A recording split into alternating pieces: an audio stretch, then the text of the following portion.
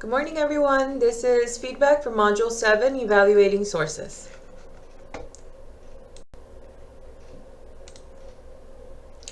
We are using the ACT-UP method.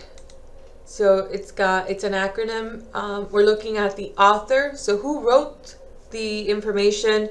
How current is it? When was it written? Does it contain truth? Meaning, if you run another search for the information, will you get confirmation from other sources? Is it unbiased? Is it impartial? Is it trying to persuade you? Are they leaving out a group of the population? Are they being biased? So the first thing we want to take a look at is the author, right? Who wrote it? Whenever you run a search on Google and you pull up information, usually you'll see whatever is sponsored come up first, but you have to pay attention to the source. So is it a .com, is it a .edu, or is it a .gov or .org? You know, there are various domains. If you're getting a .com, that's something that anyone can get, right? So the information may not be as reliable. If it's a .edu, it comes from an educational organization. If it's a .gov, it's a government agency. So these have more credibility than a .com. So depending on the information that you're retrieving, if it's of importance and if it's essential, you have to make sure that the author is someone credible. So you may have to scroll down a little bit more. So again, a .gov is a website belonging to an official government organization. So those are the only organizations that can get that designation, that domain. If it's a .edu, these tend to be very reliable, right? Because it's coming from an educational institution, like a university, a college, or research institution, even better.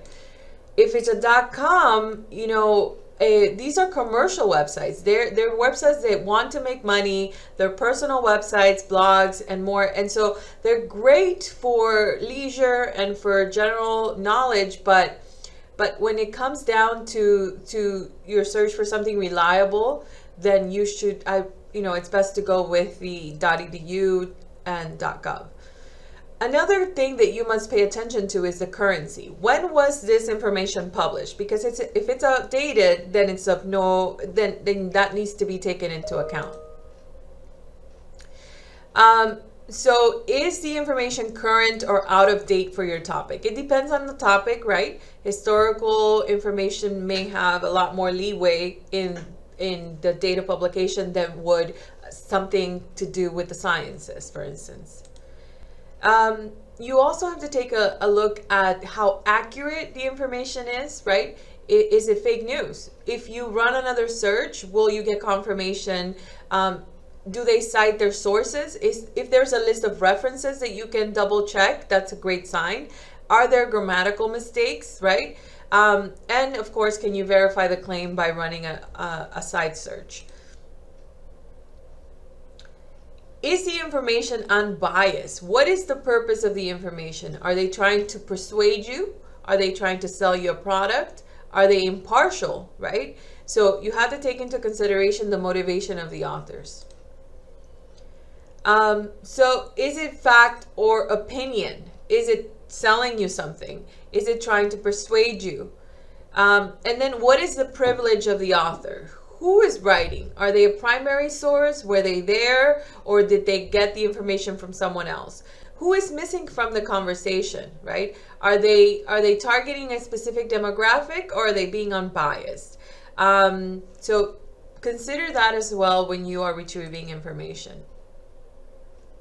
So we want to know that everyone is including. So make sure you stop to evaluate websites before you trust the information that you find by applying this method. Remember to consider the author, the currency, whether or not it can be, it presents truth, that it's unbiased, and consider also the privilege of the author.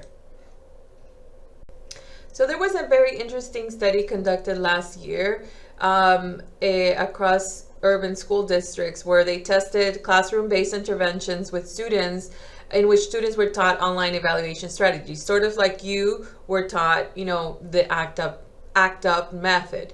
And they compared the way that they evaluated sources with the way that professional fact checkers evaluate sources. And there's something very interesting here that I want to show you. So, the efforts were to prepare young people to make wise decisions about the information that darts across their screens. And they were looking at how experts navigate the web, right? And so what they found was that professional fact checkers verify sources a little differently. So you know how we learned the ACT-UP method and we said, take a look at the author, take a look at, the currency, and most students tend to take that information from the source, so from the website that they're evaluating, whereas a professional fact checker runs a lateral search. So they will not look at the About Us page, right, for instance, of the organization, because the authors are the organization. So this right here, they take several steps, right? 3 steps to check digital information. But this lateral reading is what I want to show you. They open up multiple tabs and use the power of the web to judge the credibility of the original source. What are other sources saying about that source that you're about to use? Are the other sources saying that it's a credible source, or are they debunking the information? So consider how fact checkers evaluate sources using lateral reading. Instead of first examining a site's internal features, which are, after all, controlled by its designers, lateral readers evaluate unfamiliar sites by leaving them and turning to the web. All right. So if you are unfamiliar with websites, newspaper, magazines, or scholarly journals, type the name of the source or website in Google or Wikipedia and learn what others have discovered about this source. That's the tip.